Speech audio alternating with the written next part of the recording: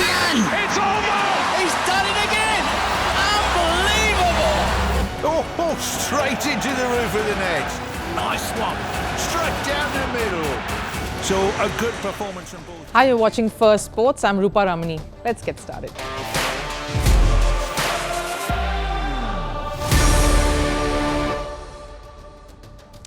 On the show today, Boxing Day test. Yes, at the MCG in the Border Gavaskar Trophy has got off to a fiery start. Sam Konstas, a teenager debutant for Australia, is making all the news. So much so that he's impressed Prime Minister Anthony Albanese.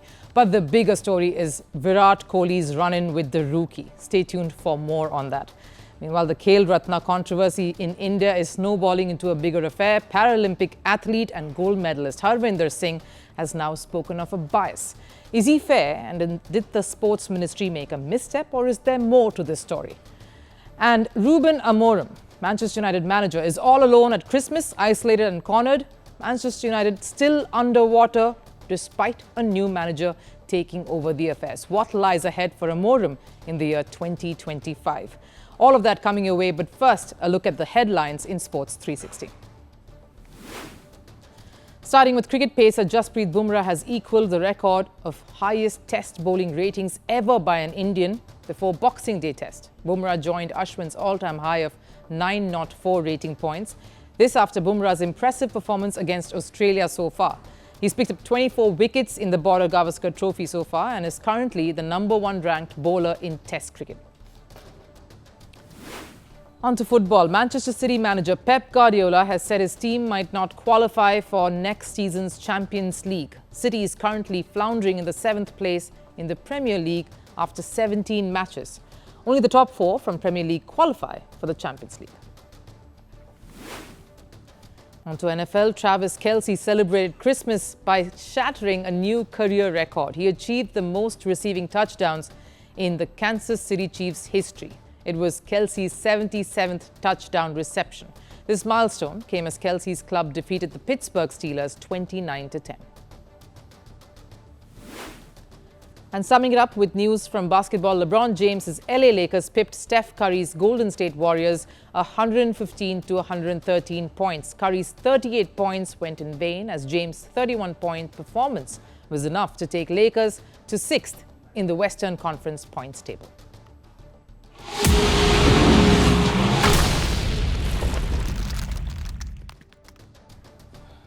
Well, it's been a fiery start to the Boxing Day test at the iconic Melbourne cricket ground. Australia won the toss for the very first time in the series and chose to bat first. Padding up for the first time in international cricket, and that too as an opener, was 19-year-old Sam Konstas. He's just played 11 first-class matches. He has absolutely zero experience of facing someone like Jasprit Bumrah. And yet, by just watching him in the initial moments of the test, you could see he wanted to be nowhere else but there. He was smiling from ear to ear. He was ecstatic while the anthem was playing, running in towards the pitch as the day began. You really couldn't tell this guy was just 19 years old and ready to face the first delivery of a Boxing Day test. And he was put to test straight away, Bumrah getting the ball to pass his bat quite a few times. But that was all the wins India got in that session at least. Sam Konstas decided to go full rogue. He figured straight bat defenses well left was for the senior batters. I came here to do a job, to take the attack to the opposition, and that's what he went on to do. Sam Konstas tonked Bumrah behind the wicket, playing some of the strangest shots in the book. He played the ramp shot, the scoop shot, reverse scoop. He was just seeing the ball and finding whatever way possible to dispatch it. Sam Konstas was making up his own rules, and here we thought it was going to be the other way round. India was determined to target the youngster. Well, one man in particular surely was Virat Kohli. There was plenty of fiery exchanges during Konstas' stint. When anyone so much as smiled at Konstas, Virat immediately shut that down, saying none of them should so much as even smile at any of the Aussies. It was picked up on the stump mic. This was indeed war. Siraj and Konstas had a bit of a go at each other as well.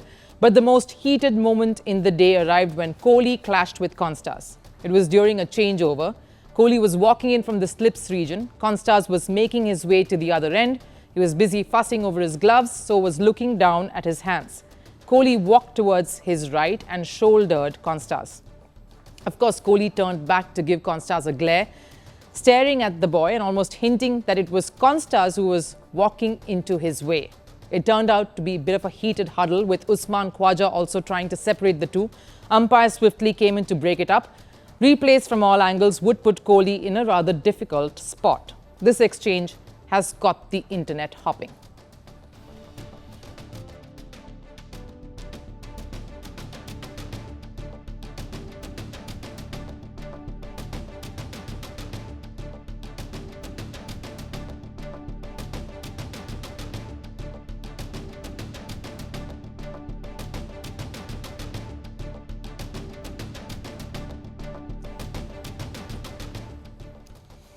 Langer, who is on commentary, remarked that there was no place for such exchanges, that cricket was not a contact sport. He clearly put the blame on Virat Kohli for taking it so far.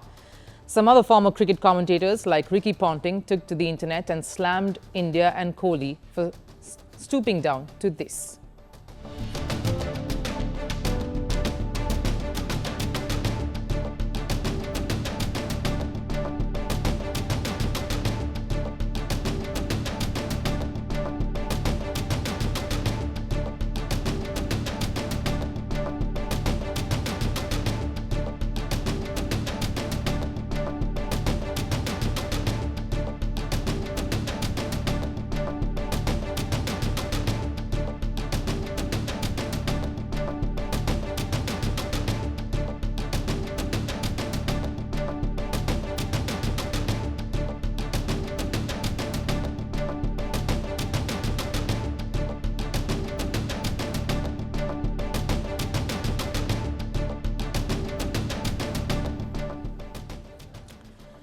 Ravi Shastri, who was the head coach when Kohli was India captain and was always in Virat Kohli's corner, says there are some lines that we just do not cross. And he was clearly referring to Virat Kohli. Now, Kohli has been fined 20% of his match fee after this and has been docked a demerit point as well. Sam Konstas, the young Sam, who was quite upset during that altercation, was quite circumspect when he spoke about this incident during the sessions break to Channel 7. I didn't quite realize I was doing my gloves, then a little shoulder charge, but it happens in cricket. I think the emotions got to both of us.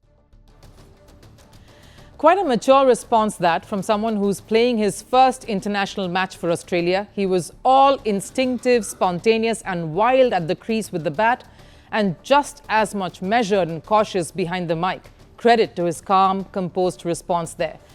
Whatever the actual story may be, the truth is that though there is always place for sledging, banter, some war, some exchange of words, and the occasional flare-ups, it's what creates rivalry and makes the game all the more interesting.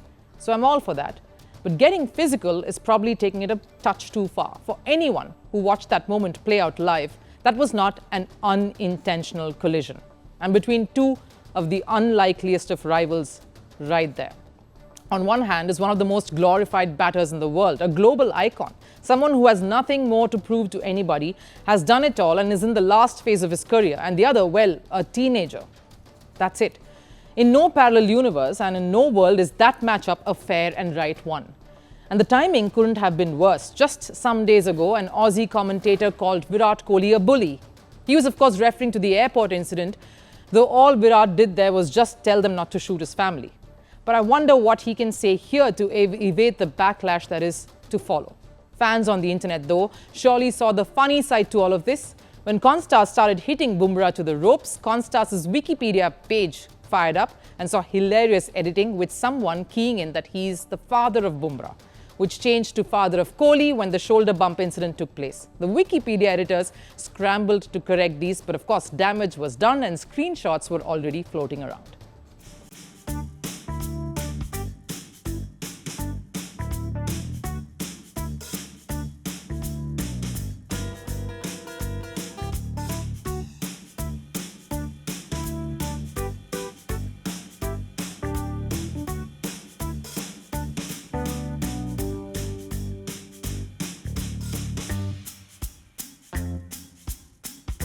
To think that Konstas, long time back, initially when someone asked him who one of his idols was, actually mentioned Virat Kohli.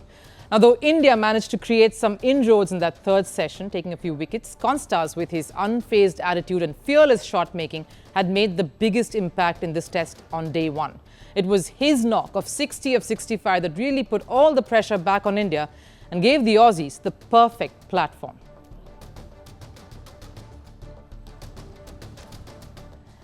The controversy surrounding the Khel Ratna Award, India's highest sporting honour, refuses to die down. It started with India's double Olympic medalist Manu Bhaker not being nominated. The latest in the row is that the Sports Ministry is now being accused of discrimination and bias.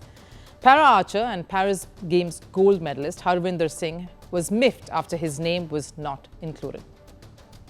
Tokyo 2020 Paralympic gold medalists were awarded with Major Dhyan Chand Khel Ratna Award. But what about Paris 2024 Paralympic gold medalists? Same competition, same goal, same pride. Why not same award?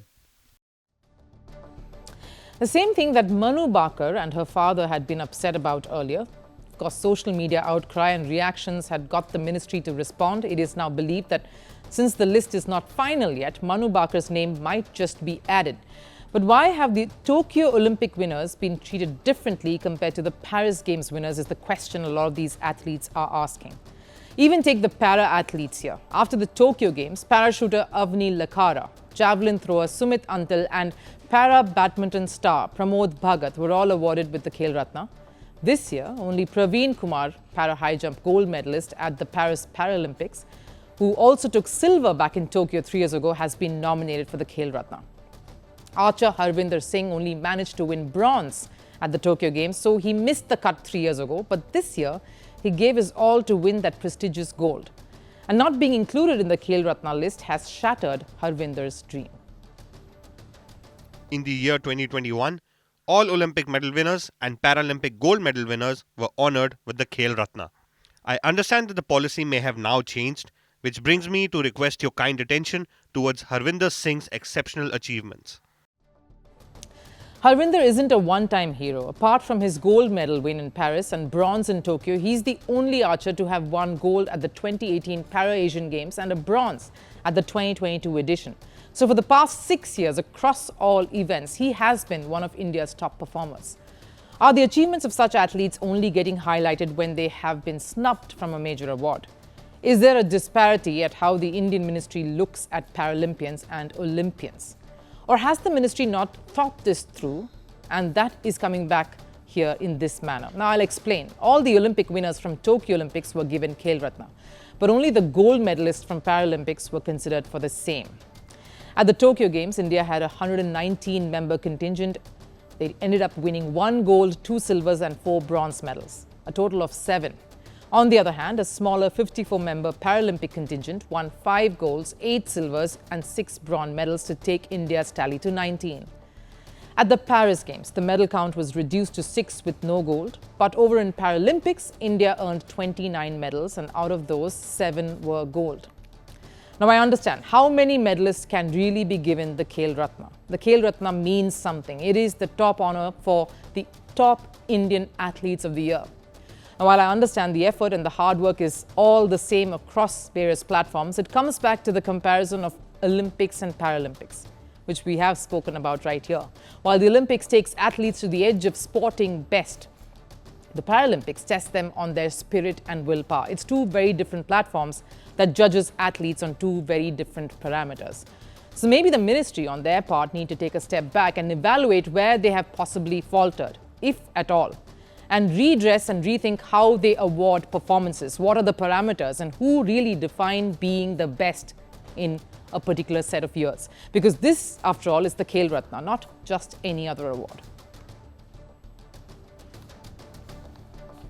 Christmas is a time to declutter, look back at the year that was and enjoy the festival vibes. But for Manchester United manager Ruben Amorim, the merry occasion was a rather gloomy one. The Portuguese manager who took charge just last month is already facing the pressure of managing the Red Devils. Even on Christmas Day, Amorim was all alone in England, only to obsess about one thing: how to change the fortunes of a faltering Manchester United. What's got Amorim cornered? Is it his verbal spat and fallout with star player Marcus Rashford?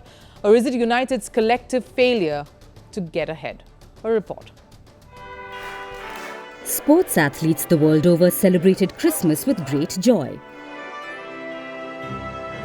All the biggest names in the world took a break from the intense competitions and soaked in the festive vibes. And those who couldn't take a break, like some of the NFL players, made sure Christmas was merry for the sport at least by marking NFL's debut on Netflix. So everyone had a reason to celebrate the end of another year. Everyone but Ruben Amorim. The Manchester United manager had a very gloomy and dark Christmas. No Christmas vibes, no celebration, away from his family that's in Portugal and all alone in England. I'll be working and I'd rather my children had Christmas in Portugal, the last one for years to come. So much is going to change. I'll do a FaceTime and I'll be fine. I want them to have fun. And when you're all by yourself, you're constantly plagued by worrying thoughts. Top in his mind would be the Boxing Day match against the Wolves, and if that game can change United's fortunes. I don't care about Christmas. I'm just focused on we need to win the next match. That's the only thing I care about. We are privileged we can play on Boxing Day to give some happiness to the fans, and we want so bad to win it. Clearly, United's woes have made an otherwise calm Amorim a very restless, lonely figure. The same manager was more composed while he was managing Sporting. He was on a winning spree, beating the likes of Pep Guardiola's team in the Champions League. But after managing United for just 9 matches, the fortunes have drastically changed. And while failure to win matches has been a big headache, other factors haven't been easy to deal with either. The biggest support a manager needs comes from his or her players, especially the senior ones. But in Amorim's case, there has been friction between him and United forward Marcus Rashford. Rashford has been left out from United's squad in the past 3 matches, and the Englishman hasn't taken it sportingly. Rashford has gone ahead and given statements like these. For me, personally, I think I'm ready for a new challenge and the next steps. When I leave, it's going to be no hard feelings. You're not going to have any negative comments from me about Manchester United. Despite Rashford's statement, Amorim has tried maintaining peace with the 27-year-old. He urged Rashford to focus on his performance and make a comeback and get back into his scheme of things.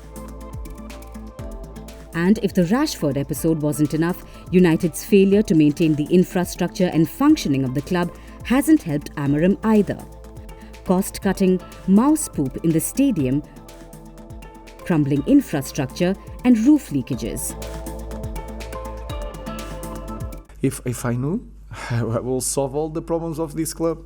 Even this, I don't know. I know what I'm going to do. That is so clear for me. That's why I think I'm feel so. I'm not saying relaxed because I'm really frustrated as like the fans. But I know what to do.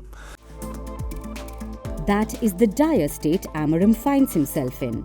So it isn't just the performances he's worried about, or his relationship with Rashford, but also the abysmal management of one of the best clubs in the world. Whoever was Amorim's secret Santa has a lot of gift options for him. But given the tons of problems he's already battling to solve, can Santa resolve even one?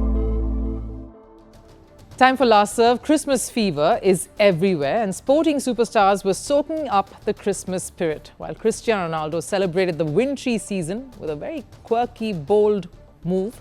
Lionel Messi opted for a more intimate, somber celebration. And cricketer MS Dhoni went in for the extravagance, something we've not seen him do. Take a look.